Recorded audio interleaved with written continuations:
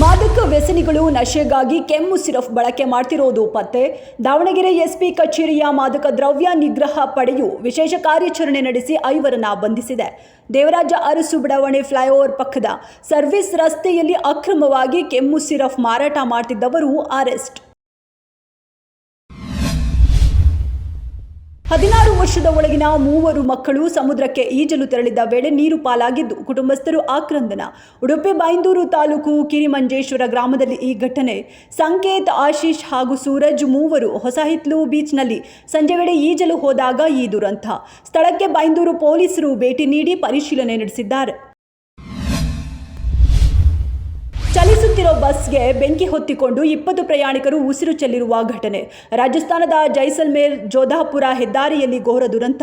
ಖಾಸಗಿ sleeper coach ಬಸ್ನಲ್ಲಿ ಸುಮಾರು 57 ಪ್ರಯಾಣಿಕರು ಪ್ರಯಾಣಿಸುತ್ತಿದ್ದರು. ಒಳಗಿದ್ದ ಸುಮಾರು 20 ಪ್ರಯಾಣಿಕರು ಜೀವ ಬಿಟ್ಟಿದ್ದಾರೆ. 16 ಪ್ರಯಾಣಿಕರಿಗೆ ಗಂಭೀರವಾದ ಸುಟ್ಟಗಾಯ.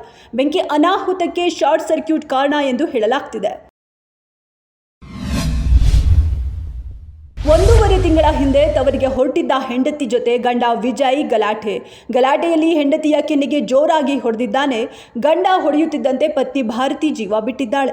ಕೊಳವೆ ಬಾವಿಯಲ್ಲಿ ಹೂತು ಹಾಕಿರುವುದು ಪೊಲೀಸರ ತನಿಖೆಯಿಂದ ಗೊತ್ತಾಗಿದೆ. ಈ ಘಟನೆಯು ಕಡೂರು ತಾಲೂಕಿನ ಆಲಘಟ್ಟ ಗ್ರಾಮದಲ್ಲಿ ನಡೆದಿದೆ. ತಾಲೂಕಿನ ಆಲಘಟ್ಟ ಗ್ರಾಮದ ಭಾರತಿ ಮೃತ ದುರ್ದೈವಿ.